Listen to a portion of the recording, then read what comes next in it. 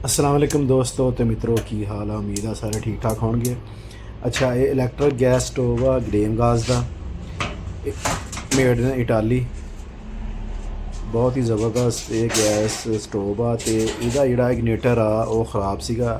Igniter मतलब letter इहदे जिहड़े आ इलैक्ट्रिक वो नहीं सी चलदे ते ਉਹ किस तरह रिपेयर करने आ। ਉਹਨਾਂ ਦੀ ਜਿਹੜੀ ਵਾਇਰ ਹੁੰਦੀ ਆ ਉਹ ਸ਼ਾਰਟ ਹੋ ਜਾਂਦੀ ਹੈ ਤੇ ਸ਼ਾਰਟ ਹੋਣ ਦੀ ਵਜ੍ਹਾ ਨਾਲ ਫਿਰ ਉਹ ਜਿਹੜਾ ਕਰੰਟ ਪਾਸ ਨਹੀਂ ਕਰਦੇ, ਉਹ ਜਿਹੜਾ ਸ਼ੋਲਾ ਨਹੀਂ ਬਣਾਉਂਦੇ, ਸਪਾਰਕਿੰਗ ਨਹੀਂ ਕਰਦੇ।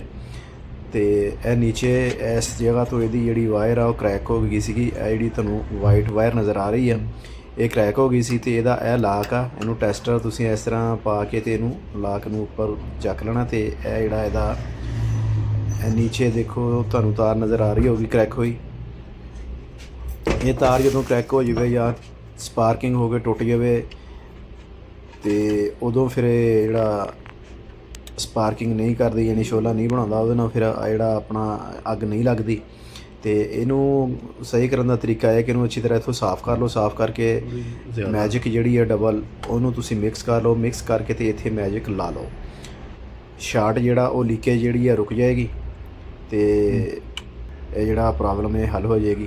ਇਸ ਤਰ੍ਹਾਂ ਇਹ ਜਿਹੜਾ ਇੱਥੋਂ ਲੀਕ ਹੁੰਦੀ ਹੈ ਨਾ ਸ਼ਾਰਟ ਜਿਹੜੀ ਹੁੰਦੀ ਯਾਨੀ ਕਿ ਸਪਾਰਕਿੰਗ ਉਹ ਸਹੀ ਹੋ ਜਾਏਗੀ।